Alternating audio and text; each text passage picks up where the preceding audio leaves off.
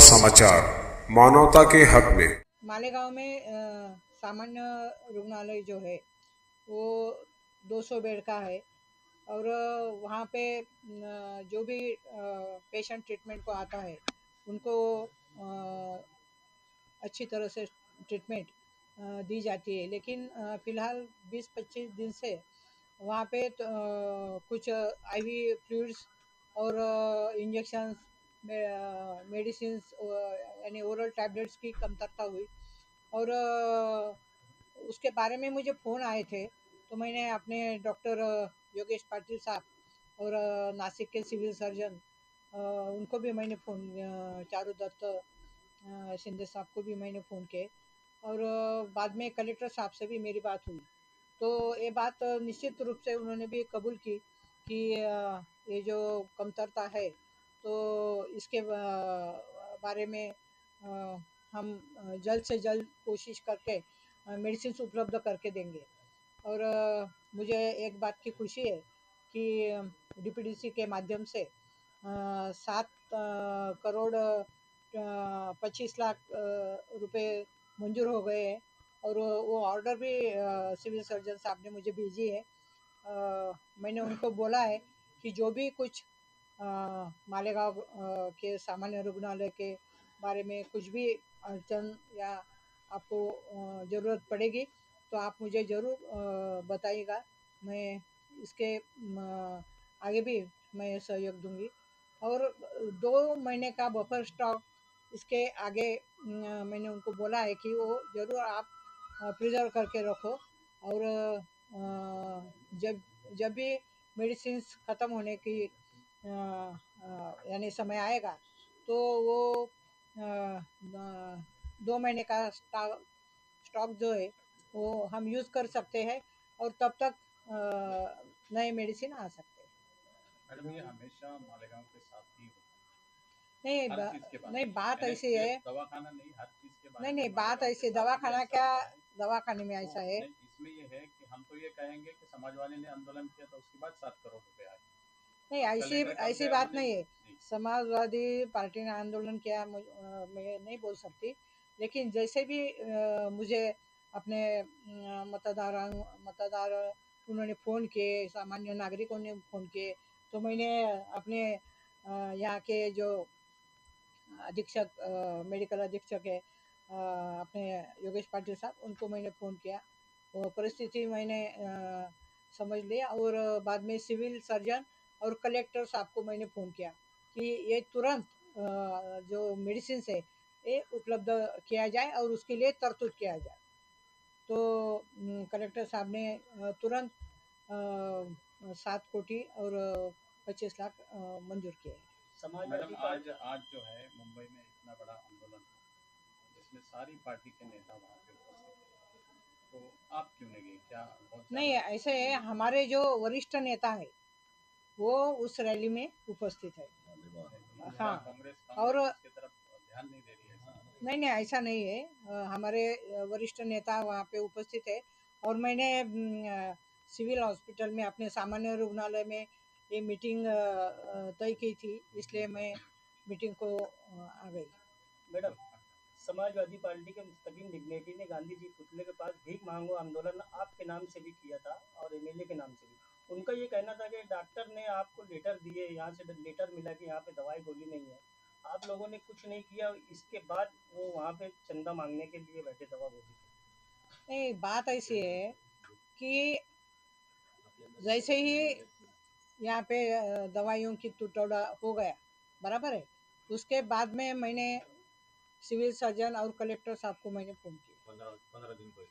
15 दिन उसको तो टाइम लगता है ना, आने दवा आने को टाइम लगता है।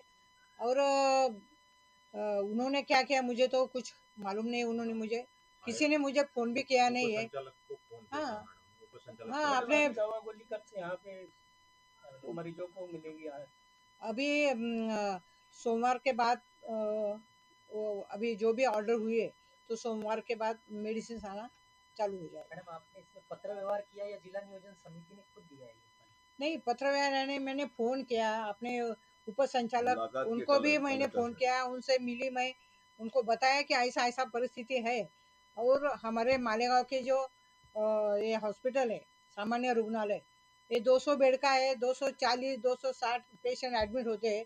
तो यहाँ पे आप ज़्यादा से ज़्यादा मेडिसिन जो है वो उपलब्ध करो, ऐसा मैंने उनको बोला। इसके आगे भी ऐसा ये नहीं होना चाहिए, ये खबरदारी लेने को 15 भी दिन का मैंने पाठ बोला। हुआ हुआ है हाँ, जब मंजूर 15 हुआ दिन से मैं कुछ इसमें चंदा हूँ। मांगने से नहीं हो जाता।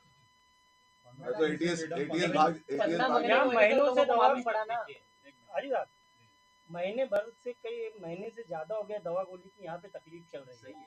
तो अभी तक के ये ने आप लोग क्या कर रहे क्या नहीं, इसको तो आवाम एक्चुअली को हम लोग पता नहीं है ना। खामोश ये चीज किस्मत तो जान लोगों हो को गए। मालूम सुनिए पड़ना ये चाहिए ना, ताई जो क्या है हो रहा है क्या पॉलिटिकल नहीं हो नहीं रहा है। है, ताई पॉलिटिकल नहीं है। मैं आप लोगों से गुजारिश करना चाहता नहीं हूँ। नहीं ऐसा और है। 15 दिन से सीए साहब से मिले हम लोग जाकर के, और ये पाठ पवा जब से चालू है, लेकिन हमने उसको अखबारी बयान नहीं दिया। काम होने के बाद भी कोई भी बयान देना चाहिए, ये हमारा कर्तव्य था। नहीं, हमारा फर्ज है ना।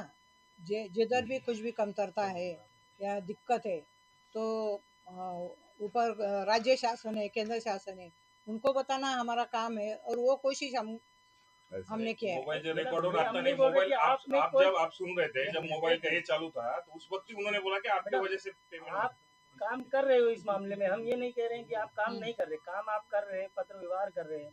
लेकिन ये लोगों में ये चीज मालूम नहीं है ना कि आप ये कर रहे हैं कि नहीं कर रहे हैं। नहीं नहीं, काम करना ये मेरा कर्तव्य है।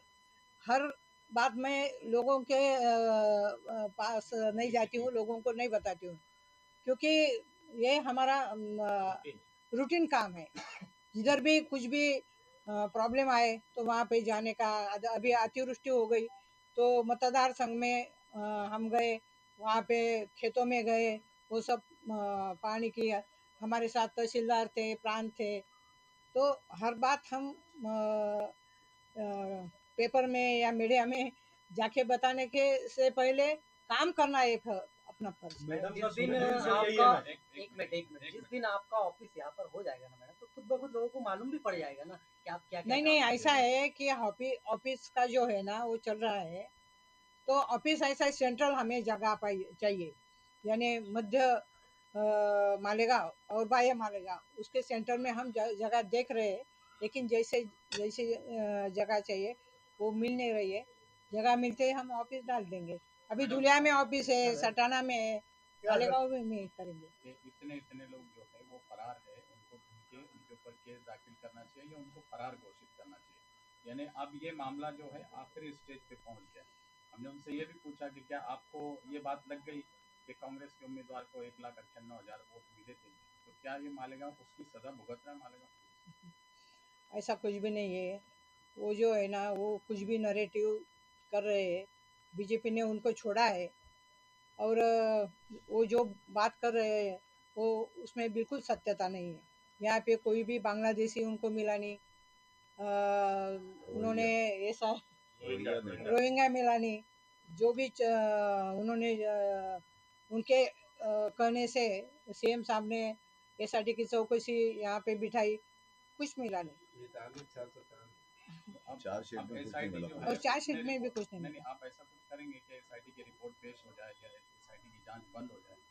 नहीं, ऐसा है कि एसआईटी की जो जांच है वो 3 महीने 4 महीने चलती है। अभी तो ख़त्म होने को ही आई होंगी।